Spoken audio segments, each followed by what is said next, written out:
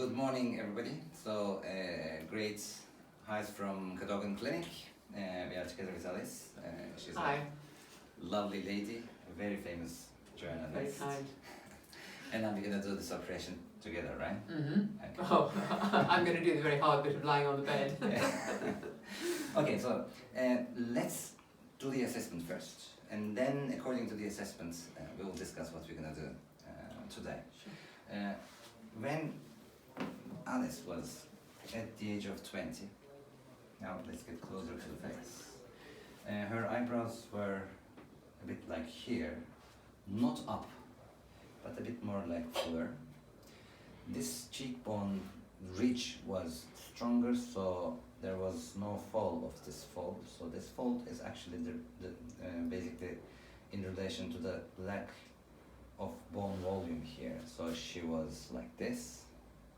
She had a bit more stronger chin and a better chin angle. So she was literally like that when she was 25. Now what happens with time is we are losing the bone structural support at the three arches of the face, the upper arch, the middle arch, the lower arch. When they get smaller, the whole superficial skin system becomes loose and sags down. So the main problem, as Patrick today morning said, is you cannot lift an empty space. So you have to fill that space at the first time. Let's take a look at the facial arches. So we have the mandibular arch. Then we have the zygomatic arch. And we have the brow arch, which is like this. So these are my structural bone supports. Except of here, there is nothing which is keeping the mid-face in the place. So the mid-face is attached to the bone only here. Alice, can you put your tongue into your upper gingival sulcus? Naka. You see, the tongue comes all the way up to here. So actually all the way up to here, I'm empty. It's just this strip which I can really enforce or reinforce, basically. Now, we have to also think about the connections between the bones and the skin system. The skin system is like a coat on the body. And this connection is done by the ligaments, as Steve was talking about in the morning. So where are our ligaments? Basically, we are having the zygomatic ligament, which is here. We are having the temporal ligament, which is here. We are having the masseteric ligament, which is here.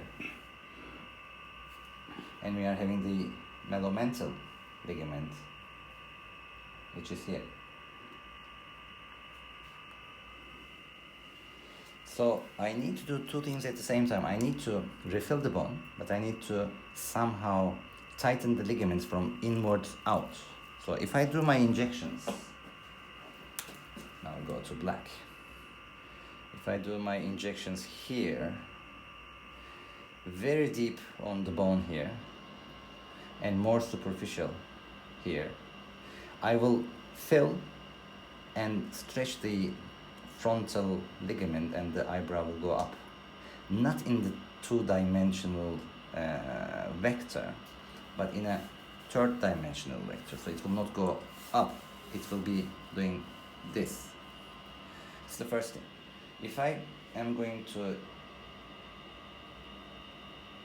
inject my fat here and a bit more just behind my zygomatic ligament, is going to fill the mid-face. Again, as you have seen in Steve's and Patrick's presentations, I will push the bone forward, but at the same time, which is now the new thing, I'm also going to lift the ligament and you will see the lifting effect. Same thing here, I will inject my fat on the bone,